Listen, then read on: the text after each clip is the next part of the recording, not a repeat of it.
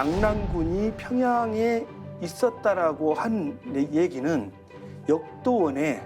역도원이 수경이라는 책에 주석을 내면서 오류를 저지른 겁니다. 이거는. 그래서 역도원이 오류를 저지르지 않았으면은 낙랑군과 평양은 입고로 관계가 아니었습니다. 발견되는 홍산문화 유물들이나 유적들을 보면은 굉장히 정형화되어 있다는 거, 그리고 규격화되어 있다는 그런 특징이 보입니다. 옥기들을 보면은 거의 좌우대칭, 전후대칭 등등에서 비율이 거의 다 맞습니다. 굉장히 규격화되는 문화들이 보인다는 게 이게 홍산문화에서 가장 큰 특징입니다. 중국 사료를 보면은 장수왕이 천도한 평양이 한반도 평양이라고 기록해 놓은 게 없어요. 다 현재 중국의 요령성 지역으로 다 기록을 해놨더라는 거 해놨어요. 그래서 야, 그 참 희한하다. 그래가지고 이제 그 자료를 하나하나 이제 검토하고 분석하는 과정에서 아, 장수왕이 천도한 평양이 요양이었구나. 이제 그렇게 이제 된 거죠. 네, 이렇게 그 홍산 문화의 어떤 그 지역 자체가 당시에 이제 이 국제 질서가 상당히 혼탁했지 않습니까? 특히나 이제 뭐 중일 전쟁이라든가 뭐 30년대, 40년대 되면 2차 세계 대전까지 이제 전개가 되는데 그러한 상황에서 홍산 문화 연구는 어떻게 또 진행이 되고 있습니까? 1930년대 후반부터 그러니까 적봉 홍산호 발굴이 되고 나서 그 뒤로부터 특별한 연구는 보이질 않아요. 그때 이제 왜 그러냐면 이제 정치적인 문제가 이제 크게 대두가 된 거거든요. 정치적인 문제가 대두되다 보니까 만주 지역의 고고학 연구는 거의 이제 스톱된다고 봐야죠. 조금 다른 얘기입니다만은 그때 1930년대 후반, 40년대 초반에 중국 만주 지역에서의 고고학 연구는 오히려 요동반도 지역에서 고구려 관련 유적들이 더 연구가 많이 될 때고, 근데 하나 재미난 일이 있는데요. 중일 전쟁이 막 발발하고 나서 중국 내지에서 그러니까 산해권 남쪽에서 막 문제가 중국이랑 이제 일본이랑 이제 전쟁이 터지는데 그때 당시 중국 고고학자들이 서양에서 공부하고 온 고고학자들 뭐 이런 사람들이 난데없이 이제 발굴을 하는데 원래는 서쪽으로 가서 앙소문화 그쪽 유적을 발굴을 막 하려고 그러는데 여러 가지로 이제 어려움이 터져서 그쪽을 발굴을 못하고 산동성 역성현에 가서 발굴을 해요. 산동성 역성현 성자의 유적을 발굴하는데 그 전까지만 해도 중국 문화의 기원은 유럽에서 왔다는 것이 중국 학계에도 또 유럽 학계에도 통설이었어요. 홍도 문화들 이것은 유럽에서 온 거다 이렇게 됐는데 그 동작빈이라든지 이런 사람들이 원래는 앙소문화 그쪽 가서 발굴을 하려고 했던 그 이미 준비를 한 거잖아요. 한 거니까 그걸 갖다가 덜커덕하고 그 전쟁이 아무 관련이 없었던 산동성 역성현 성자 유적을 발굴하는데 거기서 흑도문 유적들을 굉장히 많이 이제 발굴해내거든요. 발굴해내고 나서 난데없이 어떤 얘기가 나오냐면은 중국 문화의 기원이 유럽에서 온 게 아니다. 서구에서 온 게 아니다. 중국 내지에서 자생적으로 발전 문화다 해가지고 그때 처음으로다가 중일전쟁 혼란한 무렵에 비록 물리적으로는 중국은 굉장히 어려움을 겪었지만은 정신적으로는 서구 문화의 전파론에 굉장히 경도가 돼 있었는데 그게 아니고 중국 자체 문화 발전 단계가 있다라는 그 논리를 만들어낼 수 있는 하나의 증거를 발견하는 것이 묘한 결과입니다. 그게. 상당히 흥미로운 에피소드들이 많이 있네요, 그죠? 많죠. 사실 상당히 우연적인 것 같으면서도 그게 진짜 새로운 관점, 아주 상당히 중요한 내용들을 만들어낸 것 같습니다. 그러다가 이러한 홍산 문화가 중국에서 가장 중요한 사건으로 떠오르는 계기가 마련됐다라고 이야기를 들었습니다만은 특히 뭐 시자형 옥기와 관련된 뭐 그런 내용들을 많이 이야기하고 싶다마는. 네, 그 시자형 옥기라는 것이 그 왜 이게 크게 그 클로즈업 됐냐면은 중국은 뭐 정치 체제가 그 사회주의 체제든 중국 그 뭐 특색의 어떤 사회주의 체제건 간에 그걸 떠나서 중국 사람들한테 마음속 갖고 있는 하나의 사상이 있어요. 뭐냐면은 그들은 용의 자손이다. 용의 자손이라는 강한 자부심이 있거든요. 강한 자부심이 있는데 그럼 도대체 용이 도대체 어디서 온 거냐? 이 얘기를 좀 해야 되는 거잖아요. 이 얘기를 해야 되는 건데 그때 이제 굉장히 담대하게 그 연영선 고구연구소의 손수도라는 그 분과 곽대순 씨가 옥무특기에서 발견된 그 C자 용옥기가 용이라고 용이다. 딱 선포를 해버린 거예요. 예. 선포를 해버렸는데 그게 사실이든 간에 먼저 세게 한번 빡 들어가 버리면 그 충격은 굉장히 크거든요. 그런데 어쨌든 그 C자형 용옥기를 쭉 펴보면은 용일 수도 있는 거고 용이라는 건 어차피 상상의 동물이니까 그래서 그게 용이라고 발표가 되니까 많은 중국 사람들이 용이 북방에서 왔구나 이게 그래서 이제 그 용의 기원지 이로서의 홍산 문화가 중국 그 역사 연구 또 고고학 연구에서의 큰 이정표가 된 거죠 그게. 예. 역시 이제 중국은 뭐 아마 용과 연결시키는 게 상당히 중요한 것 아까 같습니다. 죄다 용이잖아요. 예, 예. 뭐 나라댕이는 용, 뭐 기어다니는 용, 뭐 다 용. 아무래도 이제 용이 나타남으로써 이제 뭐 맞든 틀리든 간에 용이 나타남으로써 주장이 되면서 이 홍산 문화의 위상이 이제 뭐 갑자기 이제 그 갑자기 커진 높아지는, 거죠. 예. 갑자기 커지면서 중국이 여러 가지로 그 내적인 그 진통을 알았었거든요. 내부적인 어떤 그 중국 고유한 그 정신 체계라든지 이런 것에 대해서 굉장히 그 힘들어했을 때인데 그 용이 나타났다고 그러는데 예. 전 중국인들 입장에서 볼 때는 봐라 우리가 생각했던 용이라는 게 진짜 있었다. 그러면서 중국인들이 정신적으로 통일을 할 수 있는 하나의 그 예. 근거가 된 거죠. 그게. 예. 근데 제가 이렇게 가만히 이걸 쳐다보면은 그 손수도라는 분이나 곽대순 씨는 전혀 그거를 의도하진 않았어요. 제가 논문을 읽어보면은 그때 당시로는 그 정도로다가 뭐 공작을 하거나 그러진 않았는데 순수하게 이 양반들은 학자의 입장에서 연구자 입장에서 쓴 것 같아요. 그런데 그게 이제 일파만파 터지면서 예. 중국 국민들한테 기쁨을 준 거죠. 예. 저는 그래서 뭐 이제 가끔 얘기를 하지만은 중화민족주의라는 것이 중화민족주의를 만들어가는 형성 과정에서 이 C자형 옥기가 큰 역할을 했다는 거는 지금 예. 그 생각해 봅니다.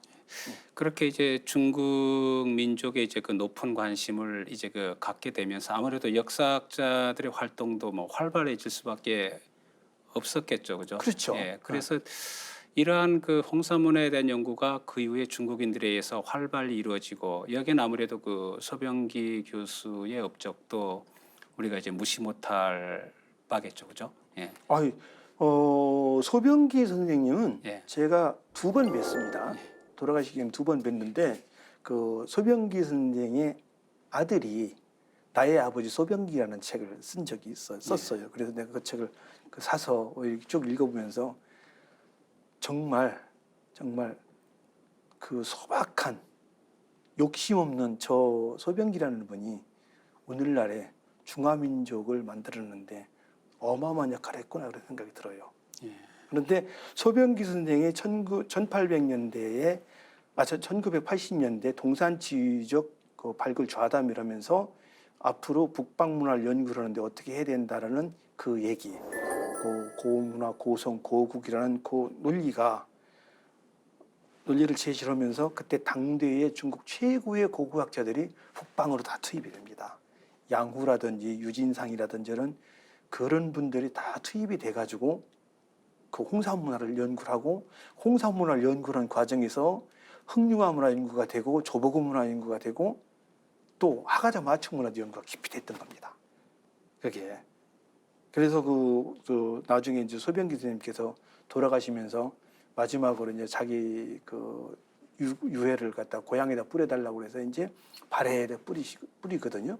발에 뿌리는데 뭐 그분의 어떤 바람이었는지 아니면 학자들의 노력이었는지는 뭐 두 개 다 될 수도 있는데 어쨌든 간에 홍산 문화라는 그 문화가 중국 내에서 조그만 문화로 이어진 게 그 연구되는 게 아니라 지금은 전 세계에서 중국을 연구한 학자들은 다 그 관심 갖고 보는 것이 홍산 문화가 된 거죠. 결국 중국의 홍산 문화 연구를 이끌고 또 그 다음에 요즘 우리가 알고 있는 홍산 문화에 대한 많은 내용들을 이제 정립시킨 분을 우리가 이제 소병기 교수라 이제 선생님이시죠? 봐야 되겠네. 그러면 요즘은 그 중국에서는 홍산 문화 연구가 어떻게 진행이 되고 있나요? 홍산 문화 연구가 이제 그 굉장히 업그레이드가 돼 있죠. 업그레이드가 돼 있어서 그 전에는 유물을 발굴해서 이것이 이제 뭐 홍산 문화에다 뭐 옥기가 나왔다 그래가지고 굉장히 어떤 단순한 그 유물 홍보성 그 연구에서 지금은 이제 그 복합사회 구성에 대한 연구를 지금 진행을 하고 있는 중이거든요. 그래서 2000년대 들어서면서부터 중국 고고학계도 그 이전과 달라지게 그 인류학적인 측면에서 많이 접근을 해요. 그래서 이제 인류학자들이 참여를 해가지고 홍산 문화 그 시기에 사회는 어땠을까? 그런 연구도 좀 진행을 하고 있고 그렇게 하고 이제 그 홍산 문화의 그 인구나 이런 거 가지고도 연구를 지금 계속 진행을 하고 있는 거로 알고 있습니다. 그 홍산 문화가 아무래도 이제 그 동북아 뭐 고대 문화라고 우리가 자리매김을 한다면 아무래도 우리의 고대 역사하고도 무관하지는 않을 것 같은데요. 그럼 우리 역사학계는 어떻게 연구가 진행이 되고 있나요? 또 말씀드렸듯이 홍산 문화 분포 지역이 이제 그 연영성 서부 지역이다, 내몽고 동부 지역이다 이렇게 얘기를 하는데 그 지역에 대한 그게 우리 역사의 그 활동 무대였다는 거는 뭐 신채호 선생님이나 정인보 선생님이나 많은 학자들이 했던 얘기예요. 많은 학자들이 했던 얘기인데 그 했던 얘기에 대해서 그 우리가 그걸 어떻게 받아들이냐 이제 그 얘기가 돼야 되는 거죠. 그걸 갖다가 그분들의 연구 헌거를 갖다가 그 받아들인다고 그러면은 홍산 문화도 당연히 그 맥락에서 연구가 돼야 될 것이고 그런데 그 지역이 우리 역사의 활동 무대가 아니었다. 그러면은 그 홍산 문화를 갖다가 우리 어떤 그 선대 문화를 연구하기가 좀 매우 어색하게 되는 거죠. 근데 이제 그건 저는 이제 그 문제에 대해서는 이렇게 봐요. 우리가 이제 그 고조선 이전의 얘기를 하려고 그러면 고조선 이전에 대한 얘기는 사실 문헌에도 뭐 남아 있는 것이 특별히 없거든요. 뭐 물론 이제 뭐 삼국유사에 보면은 환웅환희라는 그 환궁 뭐 이런 얘기들이 나오지만은 그 환웅이라든지 환희라든지 환국이라든지 그 얘기들이 바운다리를 안 지킨단 말이에요. 그게 이제 그 레이아웃이 안 잡히거든요. 안 잡히는데 고조선 같은 경우는 그 범위가 나와요. 범위가 나오니까 그 고조선과 연동을 시켜서 얘기를 해본다 그러면은 홍산 문화가 어떻게 연구가 돼야 될지 그건 이제 설명이 되는 거죠.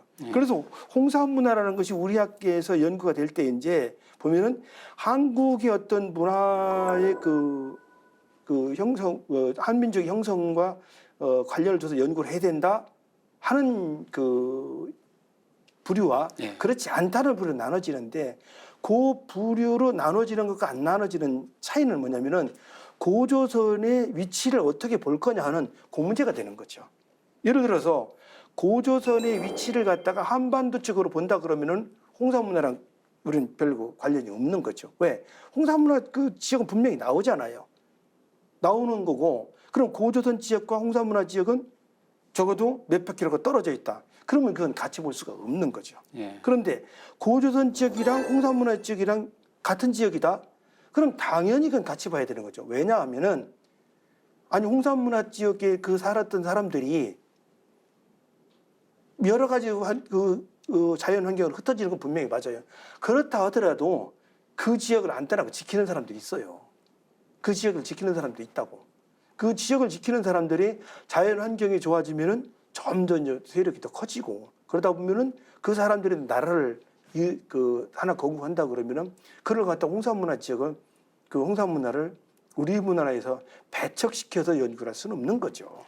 그래서 저는 고조선의 위치를 어떻게 보느냐에 따라서 홍산문화는 우리 문화의 어떤 원료로서 볼 수 있다 없다라고 생각을 합니다. 저는. 예. 그게 이제 교수님 뭐 책 제목에서도 한국 문명의 어떤 기원과 네. 이제 연결을 시킬 수도 있다라고 이제 그 보고 계시는 거죠. 아 이제 그 설명을 해야 되는데 예, 저는 이제 계속해서 어떻게 하다가 31살 때부터는 예, 연구자로서 살아왔어요. 예. 연구자로 살아와서 어떤 뭐 책 제목을 짓거나 이렇게 할 때 이쁘게를 못 져요. 아, 이쁘게를 못 짓고 이렇게 낭만적이나 이런 얘기를 못 하는데 출판사에서 예. 제 제목을 보니까 한심해 보였던 모양이에요. 한심해 보여서 그래서 한국 민족과 그 중국 문화니까 기원해 가지고 부제를 다룬 거예요. 예. 저는 몰랐어요. 몰랐는데 뭐 이렇게 근데 이제 그건 뭐 책을 쓰는 저자는 저자고 에디팅하는 사람들은 좀 다르잖아요. 그러니까 이제 그 출판사에서 그렇게 제목을 지어서 예. 책을 딱 출판을 했더라고요. 예. 출판을 했는데 뭐 바쁘지도 않고 또 내가 한번 물어봤어요. 그랬더니 그 출판사 그 책임자가 이렇게 해야 그 어떤 공통적인 그런 어떤 그 의미도 있고 그리고 책도 좀 잘 팔릴 것 같아. 그랬기 때문에 그래서 그렇게 하십시오. 이제 그렇게 된 거죠. 그렇게 했는데 나쁘다고 생각은 안 해요. 나쁘다고 생각은 안 하는데 아까도 말씀드렸듯이 어떤 문화라는 건 계속해서 교류를 해요. 교류를 하기 때문에 그 홍산 문화의 많은 요소들이 중국으로 들어갈 수가 있고 또 중국의 많은 문화 요소들이 홍산 문화 쪽으로 들어올 수가 있어요. 그렇기 때문에 그거를 갖다가 거부하고 싶진 않아요. 예. 거부하고 싶진 않아서 오히려 내가 생각하지 못했던 부분을 그 출판에서 잘 만들었구나라는 생각이 듭니다. 예, 뭐 문화라는 건 항상 이제 한 자리에 있는 게 아니고 끊임없이 교류를 변화를 하기 때문에. 하고 이동을 하니까요. 예. 네.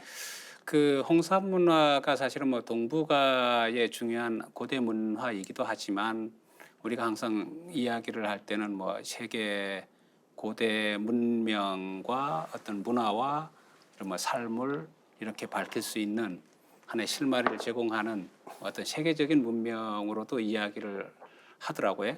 그렇다면은 그래서 이제 많은 사람들이 그 세계인들이 이 홍산 문화에 관심을 갖고 있다라고 하고 있는데 교수님 보시기에는 그 세계인들이 주목하고 있는 거는 어떤 내용들일까요? 그런 부분들에도 홍산 문화가 왜 다른 나라 사람들이 많은 관심을 가지고 있느냐, 중국 사람들 왜 이렇게 많은 관심을 가지고 있느냐. 뭐 중국은 자체적으로 자기네 나라 문화라고 생각을 하니까 그런데 홍산 문화가 위치한 지역을 한번 우리가 살펴볼 필요가 있어요. 그 지역은 북위 한 40도 이상 되는 지역이라 돼서 기후 변화가 굉장히 큰 지역입니다. 기후 변화가 굉장히 큰 지역이라 제가 1990년대 초반 중국 유학 갔을 때만 하더라도 그 지역 답사를 가면은 참 아직도 이런 세상이 있을까 할 정도로 그 현대 문명과 좀 동떨어진 그런 지역이었는데 그런 지역에서 문화 유적들이 발견되고 유물들이 발견되니까 그 유물들을 가지고 유적들을 가지고 북방인들이 어떻게 문화를 형성 발전시켰고 그 문화가 어떻게 지금까지 내려오는지 그거를 연구할 수 있는 근거를 제공하는 거예요. 더군다나 그 지역은 지금도 가면 사막지대 있고 반사막지대 있고 초원지대 있고 그러니까 열차도 안 다녀요. 열차도 안 다니고 뭐 도로라고 해봐야 그때 제가 90년대 초반 갔을 때만 하더라도 아스팔트 길은 있는 것 같은데 그 마차 당락이 오고 차를 같이 다니고 이러다 보니까 좋은 말로 때가 안 묻었지요. 그 지역에 공장도 없고 그러니까 때가 안 묻으니까 문화유적이 그대로 남아 있었던 거예요. 남아 있다 보니까 그 유적을 꺼내다 발굴해가 조사를 해보니까 그 조사하는 그 결과가 뭐냐면은 몇천 년 전의 문화를 그대로 복원할 수가 있는 거죠. 그런 형태의 그런 그 문화를 가진 지역이 유적을 가진 지역이 전 세계에 없어요. 실제 없기 때문에 전 세계에서 북위 40도 이상 지역의 문화를 연구를 하는 데 있어서 표본이 됐던 거예요. 표본이. 그 저도 지금 그 지역을 연구를 다녀보면서 놀라는 게 어떻게 이렇게 문화유적이 잘 남아있나. 그 고고학자, 인류학자적인 입장에서 볼 때는 그게 더 중요한 거예요. 그게. 최근에 발견된 거는 그 옷기를 만드는 공장이 이제 발견됐거든요. 그대로 나온 거예요, 그대로.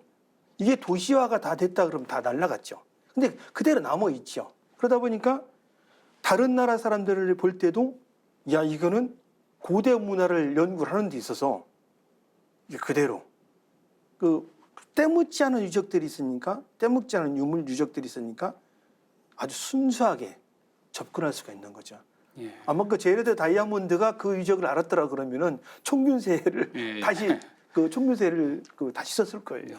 그래서 저도 이제 저 발굴장을 참관도 해보고 또 현장에서 뭐 조사도 해보고 그럴 때 순수하게 이제 그 연구자 입장에서 보거든요. 연구자 입장에서 볼 때 야, 앞으로 홍산 문화뿐만 아니라 이 지역은 고대 문화를 연구를 하는 데 있어서 세계적인 보고가 된다, 이 지역은. 그건 지금도 그런 확신을 가지고 있습니다. 예. 기후와 기후 변화가 이제 그 홍산 문화를 지키는데 상당히 큰 역할을 했네요. 그죠? 그런 거죠. 예. 그런 거죠. 예. 예. 네, 지금까지 인하대학교의 복기대 교수님을 모시고 홍산 문화가 무엇인지를 이제 알아보았는데요. 홍산 문화가 그 동북아시아의 그 고대 문명뿐만이 아니고 인류 문명사의 뿌리를 밝혀줄 상당히 중요한 그 인류 전체의 문화 유산이라는 것을 우리가 이 자리를 통해서 알아보았습니다. 다음 시간에는 이러한 그 홍산 지역에 살았던 사람들의 삶과 정신에 녹아 있는 홍산 문화 유적을 만나보는 시간을 갖도록 하겠습니다. 예, 오늘 교수님 고맙습니다. 고맙습니다. 예.